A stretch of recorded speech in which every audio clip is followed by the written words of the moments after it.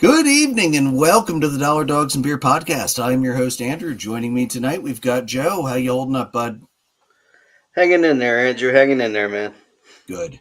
It's been a wild couple of weeks. We were gonna try. We tried to get an episode in before the series started, and as unfortunately happens, life just sometimes gets in the way. So for everybody who is hoping for our World Series, predictions. Big apologies. Sorry, we could not get that in ahead of time. Things just got in the way. Especially, I have to note with me, marching band ramped up. We just finished this past weekend, and the kids did an absolutely amazing job. So proud of the kids from Warwick. They finished fourth at Cavalcade Finals. Probably should have been third. There was some issues with the judging, but it's going to happen sometimes.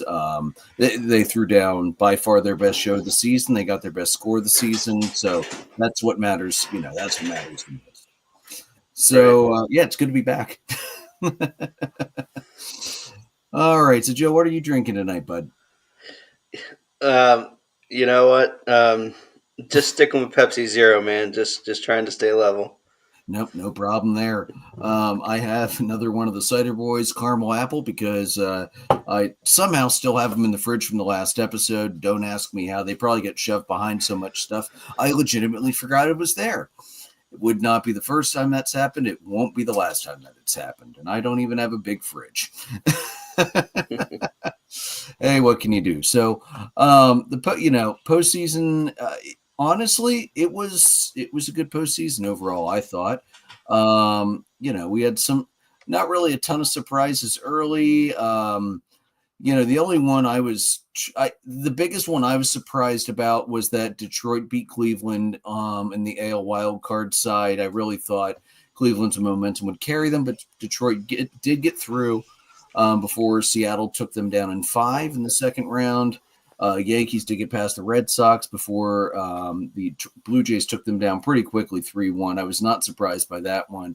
On the NL side, coming out of the wild card round, Cubbies did take out the Padres, and then were taken down by Milwaukee 3-2 in the NLDS. That one, I was pulling for you, man, because especially when the Dodgers took the Phillies out, and not only took the Phillies out, they pretty much smoked the Phillies completely and made them look. I don't know if inept's the right word, but the Phillies did not look good in that series. I felt really bad for Jason. Watching them go down like that yet again. But when we saw the Dodgers win, I was really hoping the Cubs were going to get through because I did not think Milwaukee was going to put up much of a fight. And as it showed, the Dodgers swept Milwaukee. And then on the American League side, an all-time great series between the Mariners and Blue Jays. And unfortunately for the Mariners and our friend of the show, Dave got to experience, as Jason put it, a Joe Carter moment and got knocked out in Game 7. So before we get into the World Series, thoughts in the series before then. I again, for me, biggest surprise to the Phillies going down that quickly. But what were you thinking about the Cubs? Because the Cubs, it was an up and down year. They made it. They got past the Padres, and then they couldn't get past Milwaukee. Yeah, I mean, look, with regards to the Cubs, and I was talking to Jason about this background when they got eliminated. It was, why does this feel like the most mediocre 92 win team ever? And that was before the playoffs even started, and it was just like, that they weren't playing well going in. I beating San Diego shocked me just because their big bats went quiet when they couldn't afford to. I mean, the fact that they had that series at Wrigley obviously is the big difference maker. If that's a trip to San Diego, there's no way they make it out of that round. So home field really does matter in that first 3 game where nobody's moving. That's a huge thing. Um, when they got to the Milwaukee series, I was kind of hoping they would just lose in 3 at the point because they looked so bad in the first 2 games of the series that it was just kind of like I'd rather just let them lose at Wrigley and not make me go back to Milwaukee and feel even worse. Yeah.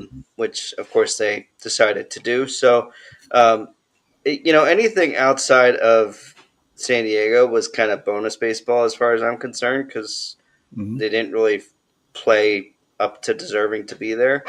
Um, in Milwaukee, Milwaukee has controlled that division whether I like it or not for the better part of 7 years now, and if the Cubs want to lay claim to that division again, they need to get serious this offseason. So um, that's the shortest take I think I could give on that. There's a lot more, obviously, to that whole situation. But as far as the rest of the playoffs go, I mean, I think the Phillies certainly offensively went really cold against the Dodgers. Yeah, I was. The pitching was excellent, and but for Kirkering making a mistake and Sanchez getting a pitch, a no call that he should have gotten earlier in Yeah. the game, that the Phillies are in that NLCS against the Brewers. They should have been. Hmm. Um, Yeah, but if you're not going to hit, really bad umpiring in the Phillies Dodgers series. But right? the Phillies top bats, they went completely ice cold, and this is the second year in a row that that's happened. And it's I don't know what it Rob Thompson did such a good job managing their postseason roster the first year when he took over for Girardi, knocking Atlanta out in what should have been the freaking NLCS matchup if baseball would get smart and reseed instead of doing a fixed bracket. But ever since that 1 year, I feel like he's turned really strange. It's the best way I can think of to describe it. Like trying to bunt and play small ball when the Phillies haven't really bunted all year. He made some really curious. He made some really curious choices too, with just some really curious personnel choices. Pinch running here, not pinch running there. I was I and may I might not be the best one to ask. Obviously, I'm not the closest follower of the Phillies, um, but it just something seemed off that series, and I certainly did not, even if it wasn't going to be the Phillies moving on, I did not expect that to be such a dominating 3-1 performance by the Dodgers. Mr. Tenali hopped on. Great point too. Dodgers moving the starters to the bullpen. Phenomenal coach. And they had to. They had the Dodgers bullpen. We talked about that when we did the wild card preview. That was going to be their Achilles heel. How were they going to manage it? And that was absolutely the right call by Dave Roberts. And let's be you and I are pretty. We're not always very pro Dave Roberts, but absolutely the correct move and brilliantly done too. Yeah, I mean, being able to somehow having the talent that they picked up last off season and having your bullpen be a weakness is somehow baffling to me. Yeah. But the fact that it was a weakness somehow and then they reorganized to get around that, yeah, good on them for doing it. It's Yeah. ridiculous when you have an embarrassment of riches and you defer 80% of five people's salaries to do it, but whatever. Yeah, that's something that's going to be coming up with the next CBA, I'm sure. Along with with the Dodgers going back to back, the first team to go back to back since the Yankees in the '90s. That's how long it's been since anybody's gone back to back in the World Series. I'm sure salary cap and deferred salaries are going to be heavily discussed in the upcoming CBA. So I've got a lot of thoughts on that. I'm not going to get into it tonight because you know me. I can get on a roll with stuff like that, and it'll be 45 minutes later, and we haven't gotten out of the first topic yet. So Right. I'll restrain myself tonight, but I do have a lot of thoughts on that coming up. I, Um, the th- only other thing I'd say on the AL side, mhm. to me, that Tigers Guardians series is one of those things where it just feels like if there was ever a poster child for going back to four teams, that was it. Yeah, Because to cough up the division like that, and then still somehow make it further than the team that you coughed up the division to because you ended up playing each other right away. It Mm-hmm. was a little ridiculous to me. But you know what? That part just really bothered me, and I feel like with the 7 teams, like, or with the 6 teams, I guess, it just kind of feels like, we're a series away, or an expansion away from making the playoffs almost as unbearable as the NHL and NBA are, where it feels like it drags on forever. It's definitely going to be it's going to be interesting to see what's going to go on with that. Another comment from Mr. Tenalia: free agency is going to be interesting with the CBA 1-year deals. If they go multi-year, I don't know if the teams will have to pay beyond the expiration. So what's happened in the past with that, the multi-year deals still do get honored. The only time things have to get tweaked is if there's something that was put into the deal that gets expressly changed in the new CBA. I think you are going to see more 1-year deals than normal, but I think a lot of that's going to be because I think players are starting to realize that if they run more consecutive small deals, it will eventually get them to that huge payroll, that huge deal at the end with the club that they want to be, where they might not be able to get that long-term deal right away with the club that they want to be at. So I think you're either or you're going to see long-term deals with, again, these early opt-outs after 1 year, after 2 years. So free agency will be it's going to be a bit of a different beast this year with the CBA expiring. We'll see. At the end of yeah, Some long term, but I wouldn't be surprised if there are more short term deals because of that too. Also, Scott Boras, can't stand that guy. well, I also think that with these free agents this year, I think not only are you getting 1-year deals because they want to be able to move with any changes and whatnot, but I also think that you're going to find a lot of free agents need those 1-year prove it deals. Yeah. Because I mean, I could see, um, speaking from experience, I feel like Kyle Tucker deserves a prove it deal. Yeah, that's And so fair. that could be a Honestly. viable option for someone like him or Cody Bellinger, who had another down year Yeah. this year. Well, So and with down in comparison at least. Yeah. Well, and with Tucker in particular, I mean, it really was a tale of 2 halves of a season, and trying to push through that injury that long. I don't blame clubs not wanting to perhaps go for a 6+ year deal with him. I don't blame them for offering him shorter deal, a little more money to see what the health's going to do over the next year or two before committing long-term money. It would not surprise me. Right. All right. And then, we got to the World Series, and it truly was a classic this year. A nice 7-game affair that featured 2 extra inning games, including an 18-inning game, which that I did not stay up for the entirety of that one. I wish, but no, that didn't happen. And then, going 11 in the final game. First, it was a great series. Vlad Jr. had one of the best postseasons anybody's ever had, first of all. If Yamamoto hadn't done what he had done, I wouldn't have been shocked had Vlad gotten MVP despite not winning the series. He had one of the most ridiculous postseasons we've ever seen. Yeah, I mean, he was sensational and proved that he was worth every penny, from his extension.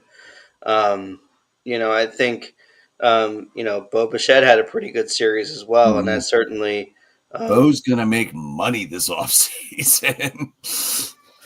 yeah, that's for sure. So I think, there's there was a lot of good there for both of those guys.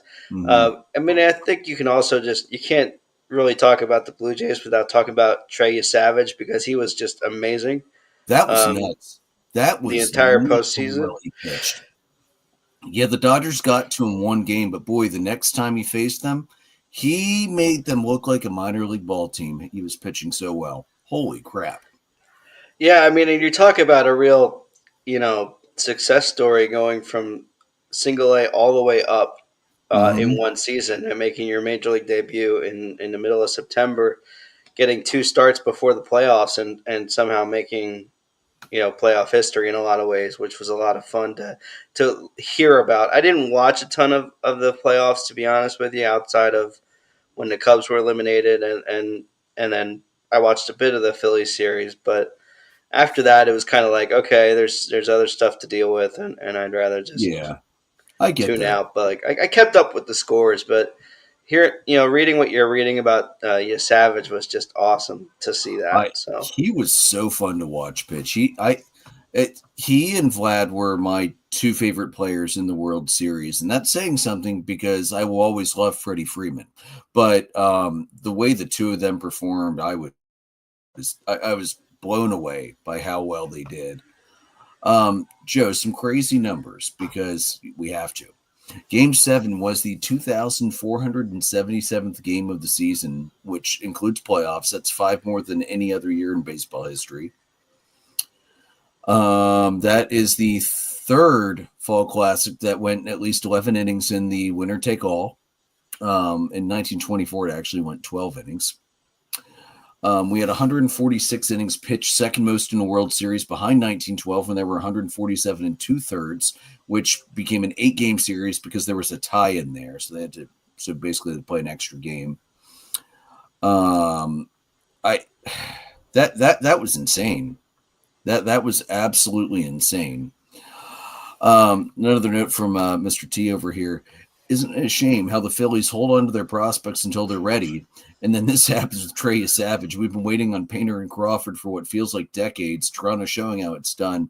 That's actually something we've brought up at the trade deadline more than once about with some of these prospects. Do you dump the prospects for proven talent now? And I know Jason in particular has become more Jason doesn't want to get rid of like like the top 5 guys unless it's a truly huge haul coming back. But Jason was, I think, the first of all of us to be like, anybody past number 5 or a harder to fill position like catcher, if other teams want them and you can get proven talent now, it's not always a bad idea because prospects are just that, they're prospects.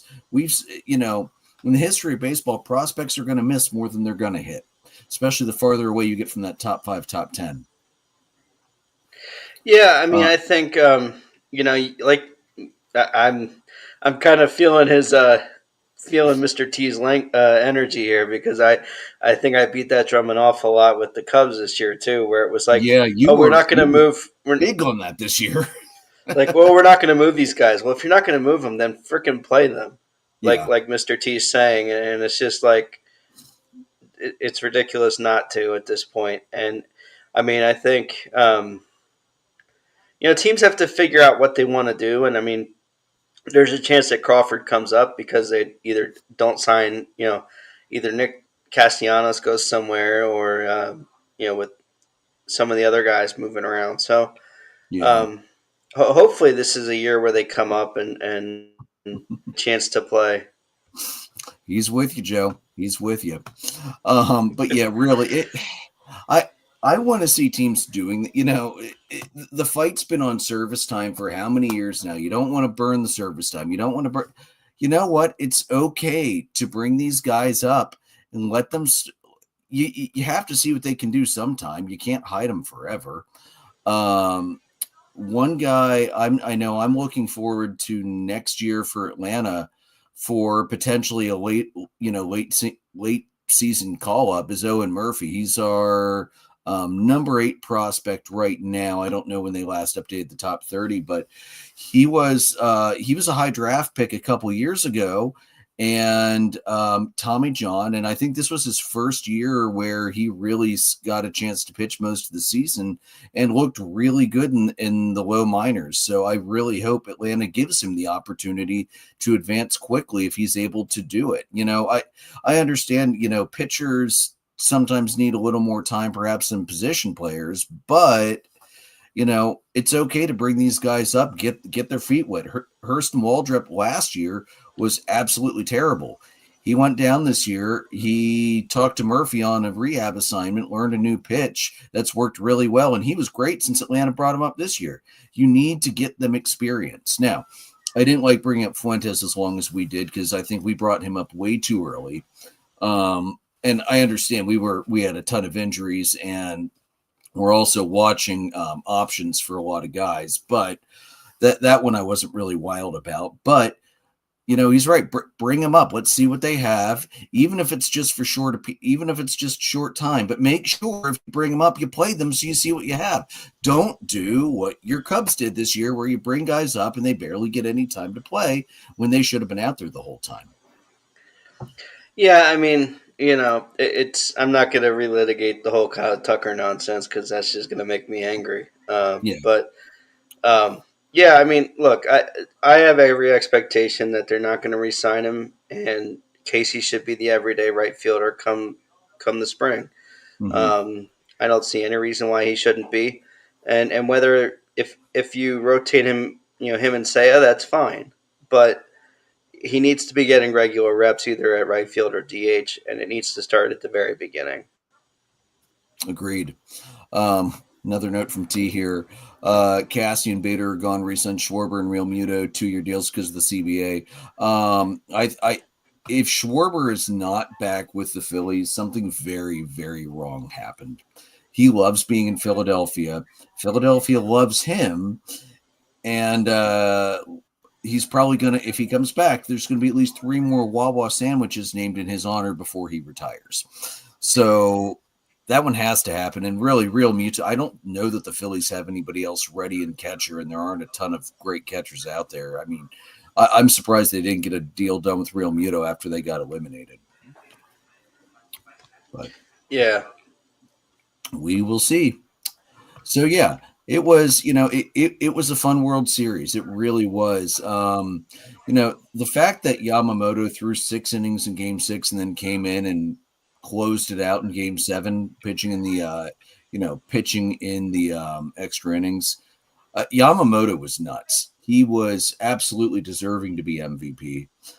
He's the first pitcher to win 3 games in a single series since Randy Johnson did it in 2001. And, well, let's remember that was one of the great World Series performances of how far can we run 2 pitchers we've ever seen, with the Diamondbacks running Schilling and Johnson as much as they could and as little of everybody else because the drop-off was that severe after Johnson and Schilling were out of the game.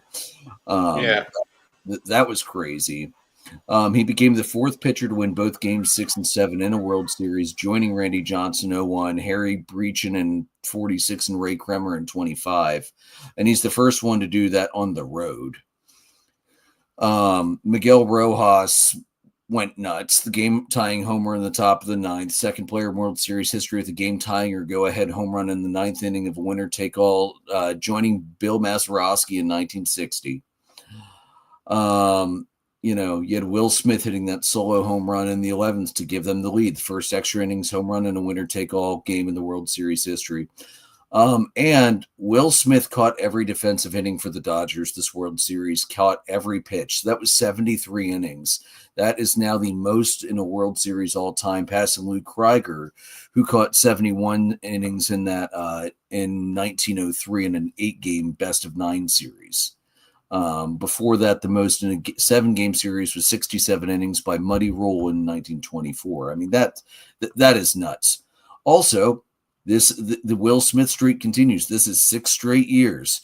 Will Smith has been on a World Series winning route. Now, it hasn't been the same Will Smith each time, but 6 straight years of Will Smith. That's nuts.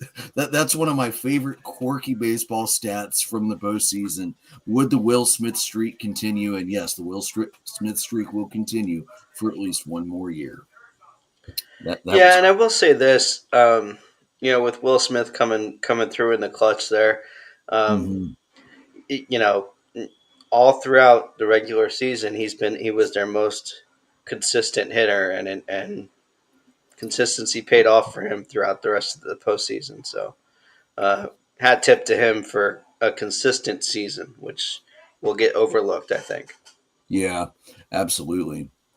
2 more crazy stats for you. So the Dodgers trailed by a run entering the 9th inning. Teams trailing entering the 9th inning in a World Series winner-take-all game. They are now 3-33 all time. The other 2 wins were the 0-1 Diamondbacks and the 97 Marlins. And the Dodgers are the only team to do it on the road. And the Dodgers became the 9th team to win games 6 and 7 of a World Series game on the road, joining Nationals in 19, Cubbies in 16, the Pirates in 79, Tigers in 68, the Yankees in 58 and 52, and the Cardinals of 34 and 26. It's a really interesting piece of history to be a part of. And wow, who would have thought? When it was going back to Toronto with Toronto up 3-2, I really did think Toronto was going to get it. And the fact that the Dodgers were able to dig it out, you got to give them the hat tip. I mean, we might not like it. We didn't want it, but they damn well earned it. It was fantastic. Also, want to give a shout out to the umpire of the 18-inning marathon. Hold on. What was his name? Shoot, I had it. And then I closed it and I lost it. Give me 1 second to find it. But I saw it, and I think I shared it in our chat. His, here it is. It was Mark Wegner. World Series record saw 609 pitches over those 18 innings. 609. He had an overall accuracy of 96%, 1.2% above expected. They should have jumped that an extra percentage as a bonus point for the extra innings. He called 279 out of 291 pitches correctly. Favor of 0.41% for LA, so no favor change really with that. 94% consistency rate. He called 97% of balls accurately. 7 out of 210 balls were strikes. That's nuts. 94% strike accuracy. 5 of 81 called strikes were balls. And had a pretty damn consistent looking, a little bit up, a little bit down, but really, especially after 18 freaking innings, holy hell. Give that man a medal and name an award after him, because that's insane to get through 18 innings and to get through 18 innings calling a really good game behind the plate. Bravo. Yeah, if that 18-inning game was the poster child for the Ghost Runner,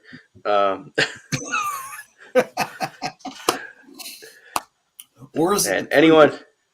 Or is it proof that we should just get rid of it because it didn't help anyway? I'm kind of more there myself, personally. Well, they need to either pick a lane with that one, but yeah, not having it was not helpful. But yeah, so that's a wrap for the 2025 postseason. Dodgers take it, and it's too early to say I'm not even going to try and make prediction. I know Vegas already has odds for next year, which is absolutely stupid because we haven't even started free agency yet. Just stop. Give it some time. All right. So Golden Gloves came out. So some surprises, a bunch of new guys. Let's look at that. We'll do the American League first because the National League's better anyway. So, pitcher for the American League, Max Fried of the Yankees, which I was quite happy to see one of my old pitchers would take that one. Dylan Dillinger of Detroit got catcher. Ty France, who played for both Minnesota and Toronto this year, got first base. Marcus Semien had second base out of Texas. Michael Garcia of Kansas City had third. Bobby Witt Jr., of course, had shortstop, and good, too, because he should have a lot of those by the time this is all said and done. In left field, Stephen Kwan of the Guardians. In center field, Cedene Rafaela in Boston. In right field, Willie Abreu of Boston. And the utility guy, Mauricio Dubon of Houston. So that was our American League Gold Glove Award winners. I don't think the American League really had any surprises there. I think those were all pretty expected. I don't remember what the odds were looking like before they were announced, but I just my rough from between fantasy and watching the boxes this year, that feels like they probably made the right choices across the board there. What do you think? Yeah, I don't have any complaints about the AL side. Um, I I don't watch enough AL to really have a complaint, and I mean I That's fair. think I'm a little surprised that Javi didn't come close in center field, but I still I mean that as a joke, obviously, but Yeah, I know, but I do still wish they would go back to just three outfield spots instead of center, right, and left, because a lot of those guys will move around during the game anyway. Especially the corner guys will swap back and forth as needed or for other defensive replacements. Usually the center fielder doesn't change. But the right. corner guys swap a lot, and I do wish they'd go back to just three outfielders and not try to do it by position, because I do think people get screwed up quite a bit there. Yeah, because let's face it, there's more than one really good center fielder, at least in the American League. Yeah, Um, so there's more than one deserving center fielder, and sometimes there's not really a deserving right or left fielder. So I think yeah, you're right on that one. yeah. I again, I really do think they mostly got. I do think they mostly got it right. No, that's right. I have to look it up under here. The one guy I was thinking for center field in the American League. Hold on, let me pull up their roster here just to make sure I don't butcher the name. I'm trying to do it off the top of my head. JJ Bleday. Is he the one I was thinking of, or am I thinking of from the Athletics? Yeah, I think it was Bleday. Was it Bleday, or am I thinking of Soderstrom? One of those I'm thinking two, of I don't know for Soderstrom. sure. It was Soderstrom, the Okay. left fielder. Um, was he better than Stephen Kwan? Maybe he made a lot of really good catches out there. Incredibly athletic guy. Also has a cannon for an arm as well. So Right. and outfield's probably the biggest position where you're going to have, could have been this guy, could have been that guy. Just it's a huge field to pick from as well. So. Right.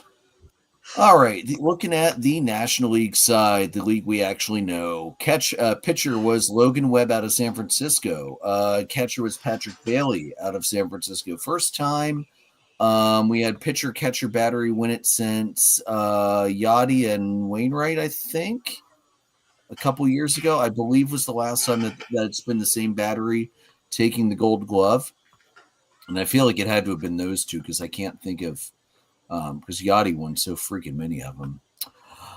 First base, Matt Olson of Atlanta, and that was his third and his first since joining the Braves. Second base, Nico Horner. Good to see Nico get some recognition for the beautiful glove he flashes. Third base, Brian Hayes, Pittsburgh and Cincinnati this year. Shortstop went to the Mason Wynn of the Cardinals. And then we're going to see a little bit of a Cubs outfield out here. Ian Happen left, PCA in center. No arguments from either of those from me. Fernando Tatis in right. And Javier Sanoa of the Marlins won the utility spot. Again, outfield's kind of where I'm like, I really wish it was three outfielders and not position locked guys, because I think there were a lot of really good center fielders, and they could have gone three center fielders, and I would not have argued with it this year, because center fielders in the National League really balled out this year and played fantastic defense. I don't envy the voters trying to pick these guys, because the players did not make it easy this year, and that was awesome to see.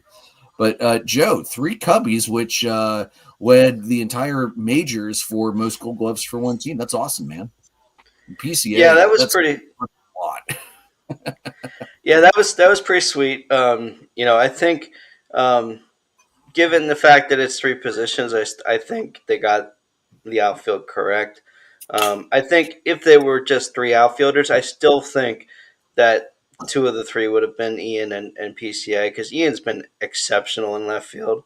Um, Ian's been fantastic in left field. uh, you know, I, I have some complaints obviously about his streaky bat here and there, but his fielding's been phenomenal. And you know, PCA, when we talked about the American League, I said there were plenty of marquee center fielders. There's no one better than PCA in the National League, and Yes, just the amount of agreed. plays that he makes that no one has even he has a zero, quote unquote, 0% chance of making, and then he makes it. So, those two guys are pretty phenomenal. Nico is just lights out. And I mean, I will say this: I'm not necessarily mad about Mason Wynn winning at short. I'm a Hmm. little surprised that Swanson wasn't even a finalist for that. That Um, surprised me too.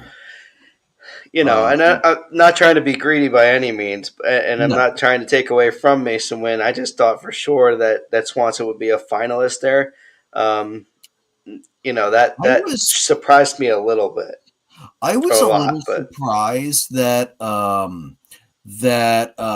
Perdomo out of Arizona didn't win over Mason Wynn. To be completely honest with you, Perdomo led the National League in putouts at shortstop, only two ahead of Swanson.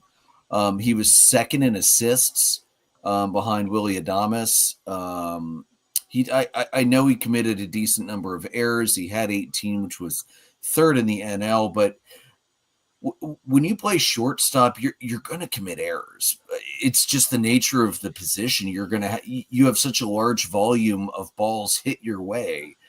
Errors right. are going to happen, and they're not always direct fielding errors. Sometimes they're throws from the cutoff position. So that one surprised me a little bit because Perdomo had a fantastic season at shortstop.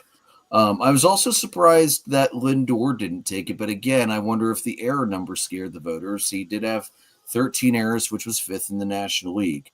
But again, the thing that really drives me nuts, though, when you're looking at, when they're trying to decide the Gold Glove winners, I feel like they look a little bit too much at the old statistics, at like the error and the error percentage, and not enough at like the range factors and the defensive run save. I think they're getting better at looking at DRS, but I don't know that they look at DRS quite enough. And I think that really showed in the shortstops here. Because you're absolutely right. Dansby should have, at the very least, been a finalist.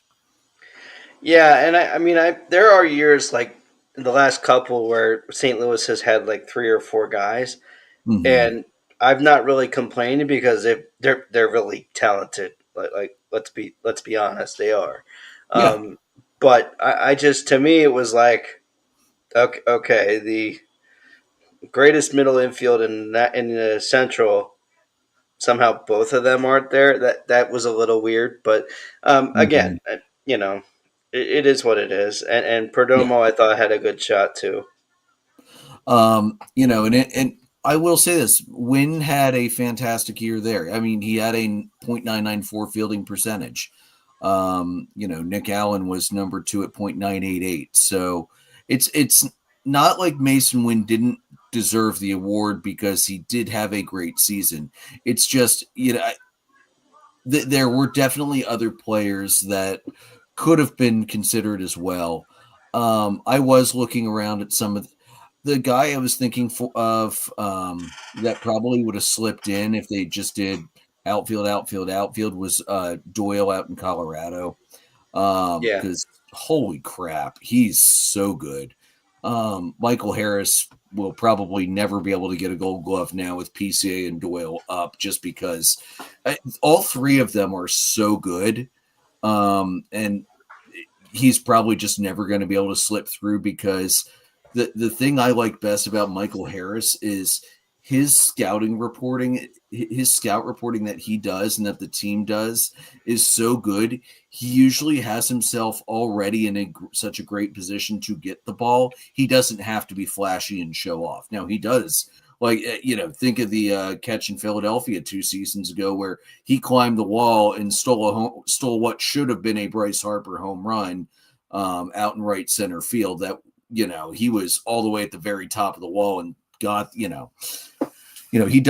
has the ability to flash it. He just doesn't need to. And PCA, because of his speed, he is God's green earth away from the ball and still manages to get there as the only true 99 speed guy in baseball right now. So, it's going to be probably Doyle and PCA for a long time, and maybe Harris will get lucky if the two of them get hurt one year and slip in if he can stay healthy. But I'm not upset about it because No. I think they got it right, and I guess for the right fielders, Tatis probably was the best one. It should be outfield, and let them pick because it should have been Happ, Doyle, and PCA, not Tatis. And nothing against Tatis this season again, but Doyle had a better year than he did. Right. But hey, it is what it is. Also, though, cool though to see a Marlins guy that I know next to nothing about grab the utility. I am glad they did add the utility Golden Glove though, because there are a lot of defensive specialists that play that never got any recognition until they made that award. So, good for him. Yeah, definitely. All right. So the Golden Gloves are out. The other awards will be coming. Let's see here. I got the finalists pulled up here. We're not going to do like a whole breakdown, but we'll mention quick who the finalists are. Thanks for sharing that the other day, by the way. I do appreciate that. Just throwing it up in one like that made it so much easier. Our manager of the year finalists of the NL: Terry Francona of the Reds, Pat Murphy of the Brewers, Rob Thompson of the Phillies. Manager of the year finalists in the AL: John Schneider of the Blue Jays, Stephen Vogt of the Guardians, and Dan Wilson of the Mariners. Rookie of the year finalists in the National League: Drake Baldwin of Atlanta, Caleb Durbin of Milwaukee, and Cade Horton of the Cubs. In the American League: Roman Anthony of the Red Sox, Nick Kurtz of the Athletics, Jacob Wilson of the Athletics. Nick Kurtz is always going to be a show favorite, being a Lancaster County guy with the nickname Big Amish. How can you not love that? Our MVP finalists in the American League: Aaron Judge, Cal Raleigh, and Jose Ramirez. In the National League: Shohei Ohtani, Kyle Schwarber, and Juan Soto. Cy Young finalists in the American League: Hunter Brown, Garrett Crochet, Tariq Skubal. In the National League: Christopher Sanchez, Paul Skeens, and Yamamoto. So those are our award finalists. I know some of the awards are starting to slip in. I think Sporting News has started to release theirs. Players' Choice should be coming out soon. We'll have an episode down the road where we'll talk about that and get. We're not going to We'll discuss one. Let's discuss NL Rookie of the Year because you versus me on this one, and I don't really care who wins because both Baldwin and Horton both had fantastic seasons. I'm not going to be upset, as long as it's not the guy from Milwaukee, because clearly our guys definitely had better seasons, right? Well, I mean, yeah, that just goes without saying. But yeah, I mean, look, I'm not necessarily sure. Like you, I'm kind of like, okay, if he wins it, great. If he doesn't, that's fine. Yeah. I think there's just something to be said for the second half that Horton had. Oh yeah, especially with the second half with Shota, with Tyone, with Steele being out all year. Kind of getting thrust into that position and kind of making it his own. There's just something about the way that he just approached it. That allowed him to be so dominant, and I think that was a big factor with him being a finalist. But again, Baldwin had a decent offensive year. I don't know the numbers for him like you do, but he had a pretty good year offensively for sure. So I think it all just comes down to whatever they decide. I think Sporting News had Horton this week, so we'll see what the other ones do. Yeah, for a rookie year, 124 games, which again, catcher and a little bit of DH, but that that's why the game count will be down. 3.3 WAR, slashed 274, 341, 469 with an OPS of 810. He had 56 runs, 111 hits, 18 doubles, 19 homers, and 80 RBIs. 38 walks, 68 strikeouts. One thing that we heard in all the scouting reports coming up for Baldwin is that he has an exceptional eye for the strike zone for a rookie. I think that really showed because he struck out less than once a game and he didn't hit 100 strikeouts. even though he played more than 100 games. So right there, if I had a whole team. If I had a whole team of hitters like that, I would be so damn happy. I wouldn't even care that the power numbers would go down because I'd rather see more bat on ball, personally. Right. So, one thing I did hear is that now that Atlanta's hitting coach has had a chance to have a full year to establish himself, Chipper Jones has said he's going to spend more time with the hitters next year, and I'm really excited for that. He said he didn't want to step on the new guy's toes or try and intimidate him, being the legend that he is. He didn't say that, I did. Although I'm sure he was thinking it because he's Chipper freaking Jones. So I'm excited for that. Speaking of changes for the upcoming year, we have some managerial hires. So I've got them pulled up here, Joe. The first hire, the Rangers grabbed Skip Shoemaker on October 3rd, after Bruce Bochy was let go. The Rangers job was open for all of like 5 days. Talk about getting the guy you wanted really quickly. And honestly, getting Shoemaker quickly was important because he was the top candidate for pretty much every opening that was out there. I think it's a great match for the Rangers. What do you think? Yeah, I'm good with that one. Like you said, getting the guy they wanted. He makes the most sense. Mm-hmm. All right. The Angels. So 2025 was Ron Washington and then Ray Montgomery after Washington had to step down after some health concerns. The 2026 manager of the Angels would be Kurt Suzuki, former catcher. He played with us. He played with quite a few teams. Always liked Suzuki. Not surprised that he's getting a shot at manager. Catchers often, as we've noticed, get these opportunities, and some of them do a decent job, and then some of them are like Joe Girardi with the Phillies, where he forgot what he did with the Yankees, but that made him successful. Who knows? That's an interesting one though, because Suzuki has no managerial experience yet, and I'm like I understand the Angels aren't in win now mode, but the Angels really should be in more win now mode because who knows how many more good years they're going to get out of Mike Trout. So I think he's going to do okay. I just don't know what kind of talent he's going to have on his team to manage, Yeah, I I think that's a fair thing. I think that's a fair thing to be concerned about. But to me, catchers often make the best because they've been calling the game and coaching the game for their entire career because they've seen everything. Mm-hmm. So I think that's got a chance to be a surprise, home run hire, if you will, come the All-Star break next year. Well, and Stephen Vogt, also a former catcher, didn't really have any managerial experience, and he is a Manager of the Year finalist. So there could be something there. Right. Yep. Let's see. Next up, we've got the Giants. Bob Melvin was out after 2 seasons, even though they picked up his option for next year in July, because that makes sense. So the Giants did what I actually really like the move the Giants did. They hired Tony Vitello.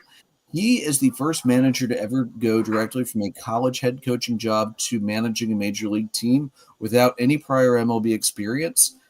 Vitello turned the Vols baseball program around. He took them to 3 super regional appearances, and they won the 2024 College World Series. I really like that hire, actually, Joe, and I really hope this leads to more opportunities for college coaches to get that chance to jump to the big leagues, because there's a lot of really good coaches in college baseball that just don't get that opportunity because they don't have any prior MLB experience. So how are they going to No, that's stupid.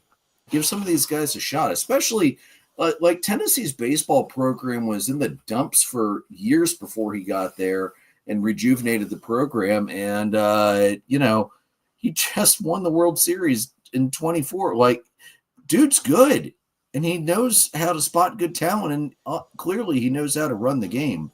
What do you think? Yeah, there's something to be said for this whole notion of no managerial experience. I mean, you've coached the game at a lot of levels, and you've coached the game at the college level at a very high level and a high success rate. So, at the at the end of the day, success in your method is more important to me than how much experience you have. Um, and I think this is again has the potential to be another home run hire, and you know, it is time to start not always looking at how long they've been in the sport, Hmm. particularly in the MLB ranks at least. And you know what else I think really helped make this happen? Buster Posey. He's not your traditional baseball GM. He got hired into the GM role right after he retired. And he's a very big analytics guy. And I think that really helped solidify the thoughts of the Giants to go a completely different route and kind of make an true out of left field pick. And yeah, I really like this one, and I think it could be a really good pick. Yeah, it's just something to be said about Buster's mentality too, because it's Hmm. just he knows what it takes to win. He's been to 3 World Series as a player, Hmm. um, and they won all of them. So the guy knows And how to be successful. So I think there's something to be said for that, and for striking while the iron is hot in well, this case. and you know, once Bochy became available, I think like every second or third writer who was writing was like, yeah, he's going back to San Francisco. He's Posey's guy. And no, Posey didn't do it.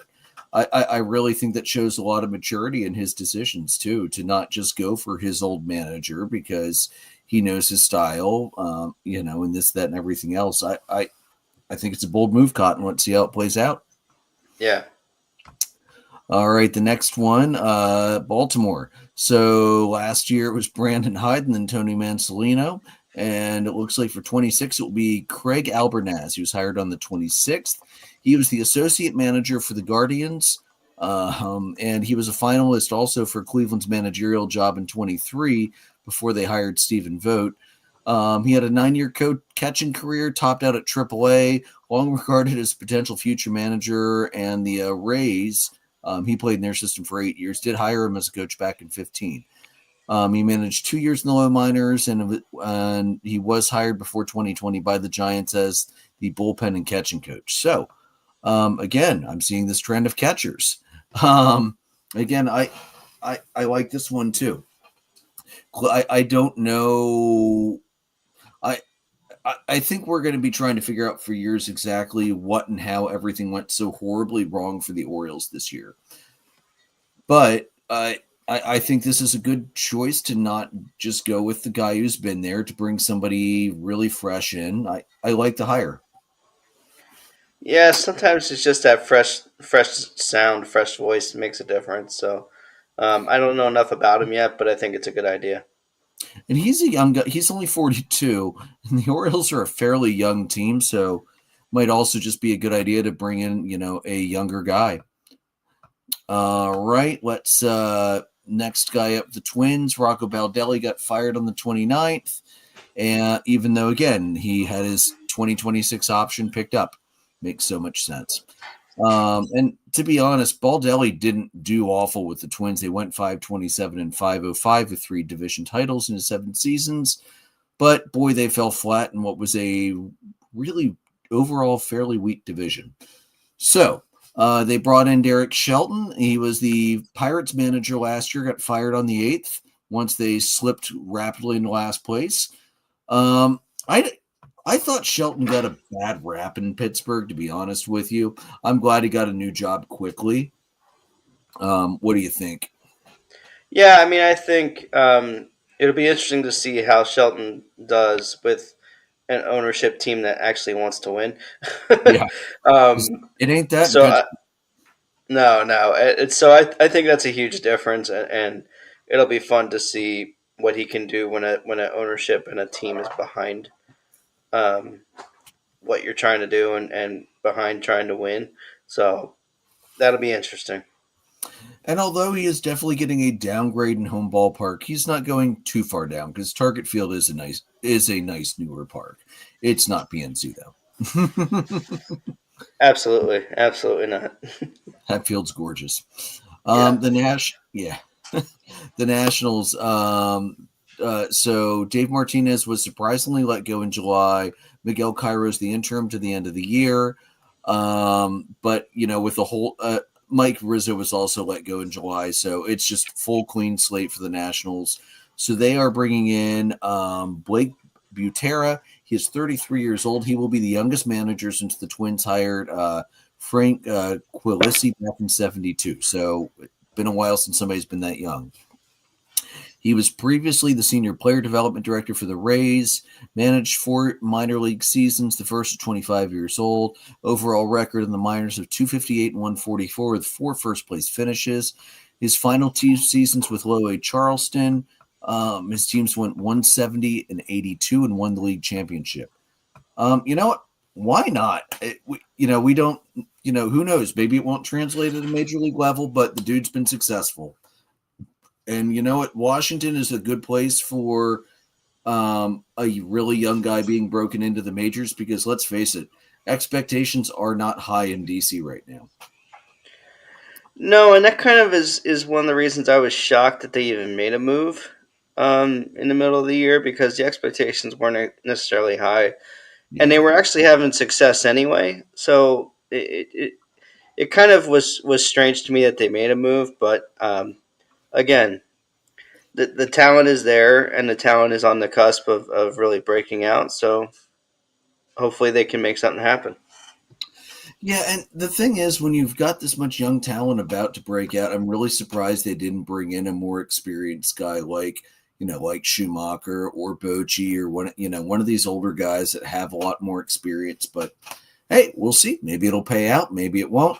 But if it's going to be a floppy first year, Washington's not a bad place for it to happen. They're used to it. Let's be real. That wasn't nice, but it is true. And then the latest hiring, Atlanta hired Walt Weiss to replace Brian Snitker. He and Snitker informed the team that he was not going to come back another year. He is going to remain in the organization in a senior advisory capacity. His contract did expire, and I'm sure probably would have given him another year if he wanted it. But he's been with the organization in some capacity between player coaching and manager since 1977. And I know one thing he really wants to do is to actually be able to see his grandkids play baseball and things like that. So I get it. I get it. Absolutely. Yeah. So Walt Weiss is going to be our next manager. Former player. He joined in the coaching ranks back in 2018 as a bench coach, and he's kind of been like the consigliere, the assistant ever since. He does have a little bit of managing experience with the Rockies, 2013 through 2016. It was not a wildly successful tenure in Colorado, but really, I don't, I texted my dad. I'm like, Bobby Cox, Joe Torre, Casey Stengel, Billy Martin, Tony La Russa, Dusty Baker. None of those guys could have made that team any better than what it was. So I feel like that's a spot where you can't really look at the manager's record and say, yeah, that's how he's going to be everywhere, just because that's such a unique place. It's such a unique franchise. It's you can't really look at it as, you can't look at that as this is going to translate everywhere because it's just not. Baseball is different when you're that high up off the ground. I like the move. I think Atlanta's in win now mode. They're going to be in win now mode. Well, they have the core of their team relatively cheap and locked up. So I think it's important that they bring in a guy who is going to be familiar with the players, but is going to manage and be a little more fiery than Brian Snitker was last year, who looked like he was dozing off during games at times. Snit started to show fire in September. I'm like, Snit, where the hell was that in April when they needed it? Also, we did learn today that Atlanta has some changes coming to the coaching staff. Kranitz is gone. I am very fine with Kranitz being gone. When Spencer Strider has to come over to his pitching coach and manager and say, hey, you need to pull him out. His elbow's shot. when one of your pitchers has to come over and let you know that the guy on the mound blew his UCL, what the hell were you doing?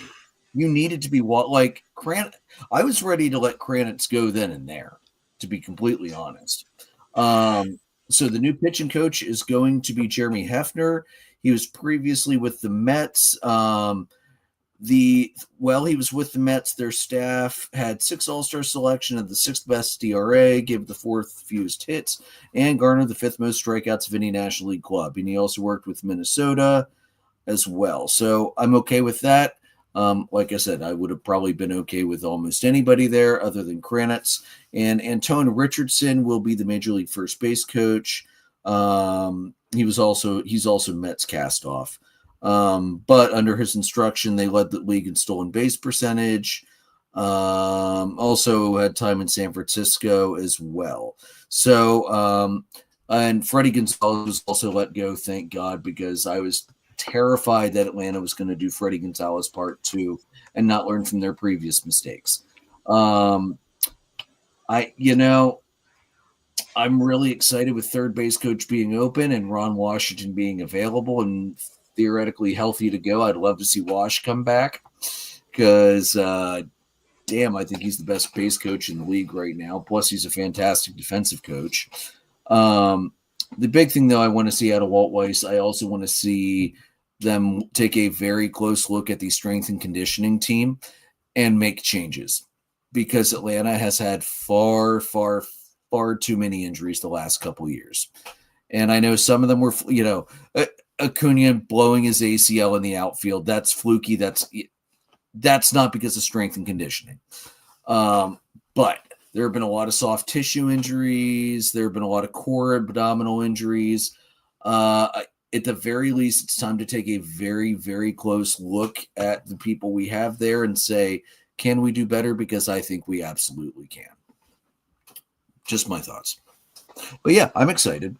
And then the jobs that are still open, let's see.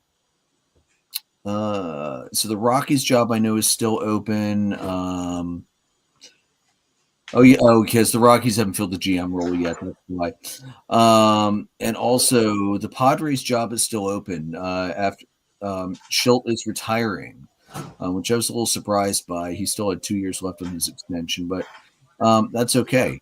I wonder if Schilt's kind of looking at the writing on the wall that San Diego might have just reached critical mass, and who knows if they're going to be able to keep up with the Dodgers next year. It's probably not that, but I'm not going to lie, Joe, that thought's crossed my mind a couple times since I heard he was retiring. But, yeah, I mean, I'm not really surprised at his retirement. I think, we'll never know, but I think you just get to a point where you're ready to go, and that's it. So, yeah. All right. Well, I think that's where we're going to wrap it up tonight. Free agency will be starting soon. We've already started to see some opt-outs. Edwin Diaz opted out. Pete Alonso opted out. So the Mets fan base can start getting themselves into their usual tizzy before Steve Ballmer throws a ridiculous sum of money to calm them back down, as seems to happen ever since he took over owning the team. So we'll see what happens with that going forward. Joe, any other thoughts from you? I think a lot of people were probably surprised that the Cubs and Shota kind of parted ways there, or at least opened up the free agency door. Mm-hmm.